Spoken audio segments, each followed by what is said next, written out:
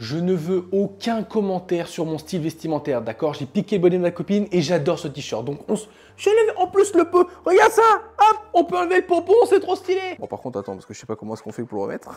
Ah, c'est bon, voilà. Bonjour à toutes et à tous, c'est Carbone23 et on se retrouve comme tous les mercredis à 17 h pour les 5 actus de la semaine. Bon, on va la faire courte, hein. Joyeux Noël, bonne année, bonne Saint-Valentin et joyeuse Pâques. Et surtout, puisse cette année 2021 être remplie de bonheur, d'amour et de thunes, hein, parce que c'est quand même important l'argent, faut pas déconner. On traîne pas sur des banalités que tout le monde aura oublié d'ici 2 jours, puisque le programme est très chargé, donc on attaque tout de suite.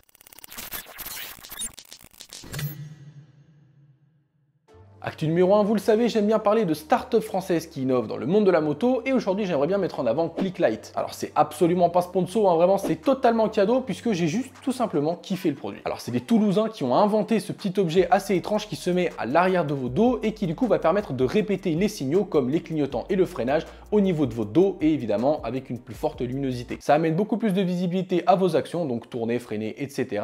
et donc fatalement plus de sécurité. En 2020 et 2021, ils reviennent avec une V2 qui est beaucoup plus abouti et qui est évidemment toujours compatible avec votre moto, mais surtout maintenant avec votre trottinette et votre vélo. Selon ce que la marque nous dit, alors évidemment moi j'ai pas encore pu le tester donc ce n'est que des on-dit, le nouveau Clicklite, donc la V2, vous offrirait jusqu'à 400 mètres de visibilité même en plein brouillard et ça pour le coup c'est vraiment une très grosse promesse. J'espère qu'un jour j'aurai la possibilité de le tester pour justement vous confirmer ou vous démentir ça. Petite fonctionnalité supplémentaire qui est plutôt cool, c'est que maintenant la luminosité de l'appareil s'adapte en fonction de la lumière ambiante, donc ça permet justement d'économiser un petit peu de batterie. Et sur ce point-là, ils ont fait une grosse avancée puisque la V1 offrait 30 heures d'autonomie et cette fois-ci, on est passé à 10 jours d'autonomie pour la V2. Au niveau du prix, il a même un petit peu baissé puisque la V1 était proposée à 189 €. Alors effectivement, c'était pas rare de la trouver en promotion, mais bon, c'est quand même à noter puisque la V2, elle, est proposée à 149 €. Au final, cette V2, elle est plutôt pas mal puisque au-delà du nouveau design, elle amène réellement des améliorations et des nouveautés techniques et technologiques pour un prix qui est légèrement inférieur. Bref, l'objet est plutôt cool, vous pouvez le mettre sur votre moto, l'emporter après en trotte ou en vélo, je trouve ça plutôt pas mal. Si jamais ça vous intéresse, vous pouvez aller voir sur leur site internet. Il y a Saint-Valentin qui arrive, donc pensez-y hein, pour les cadeaux, tout ça, bon voilà, vous faites ce que vous voulez.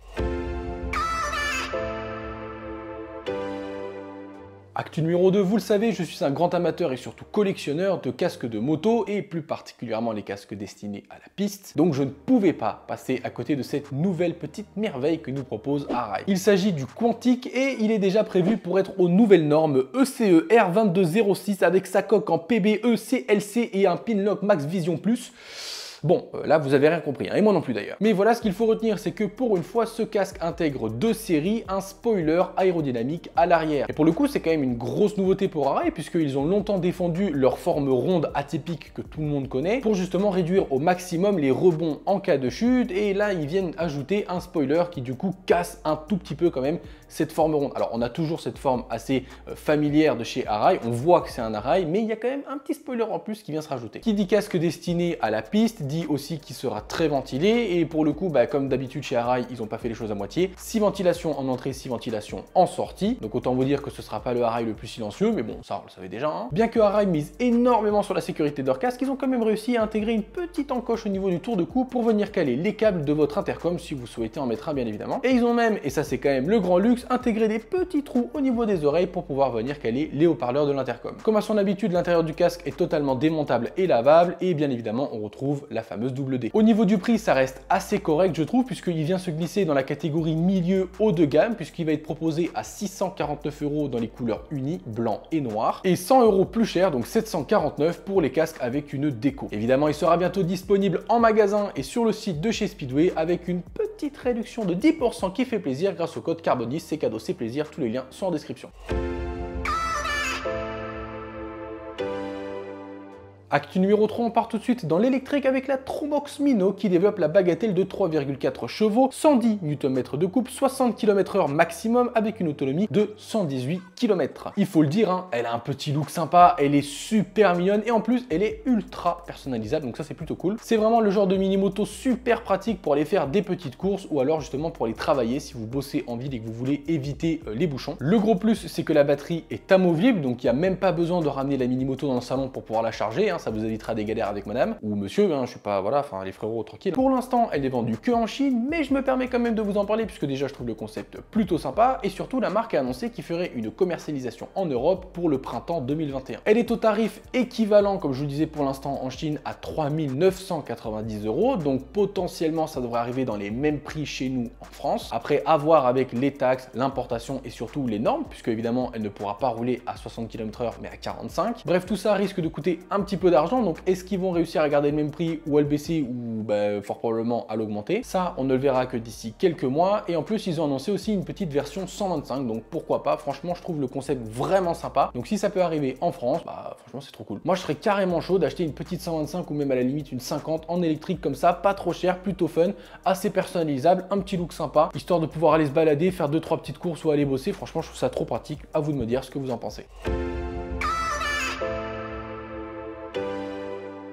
Actu numéro 4, on parle souvent de sécurité, comment protéger les motards, et donc du coup, naturellement, le sujet de l'airbag moto revient souvent sur la table, avec très souvent malheureusement le même problème, le prix. Ça commence facilement aux alentours des 350-400 € pour les airbags filaires, et ça peut monter jusqu'à plus de 1000 € pour les airbags électroniques. Ça fait d'autant plus chier quand on sait que le prix des airbags sont intégrés dans le prix de la voiture que vous achetez en concession, mais pas en moto, et en plus on a quasiment aucune aide, hein. Je sais qu'il y a certaines assurances qui le font, mais bon, c'est pas partout et c'est sous certaines conditions. Mais voilà, aujourd'hui en France, acheter un airbag ça coûte cher. Et du coup, le Club 14 a décidé de changer un petit peu tout ça, et ils sont arrivés sur le marché avec un nouvel airbag filaire Essera 2 étoiles qui se déclenche en 105 millisecondes à 229 €. C'est vraiment une belle prouesse, hein, parce qu'il a des inserts réfléchissants, il est pas trop moche non plus, bon c'est pas le plus beau mais bon, ça passe. Il se déclenche plutôt rapidement, évidemment c'est pas le plus rapide mais c'est largement suffisant. Il a quand même reçu 2 étoiles au classement Essera, bref c'est plutôt pas mal, tout ça pour seulement, entre guillemets, 229 €. C'est quand même quasiment moitié moins cher que le prix minimum d'un airbag filaire chez les autres concurrents. Évidemment à ce prix là il faut faire des concessions, déjà il n'y a qu'une seule couleur de disponible, le gris, et surtout, et là par contre c'est un petit peu plus embêtant je trouve, c'est qu'il n'y a que 2 tailles de disponibles,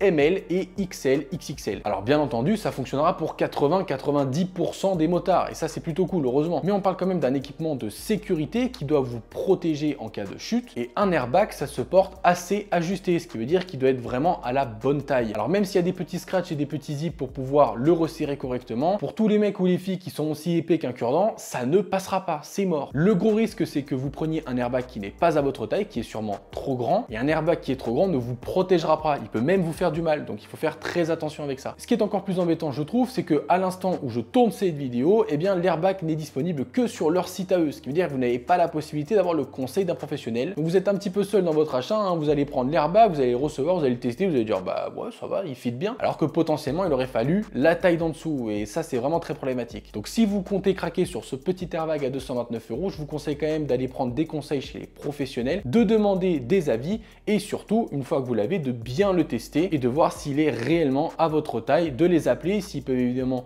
vous aider par téléphone, ce sera toujours un petit plus, mais prenez le temps de faire ces vérifications là puisque votre vie en dépend.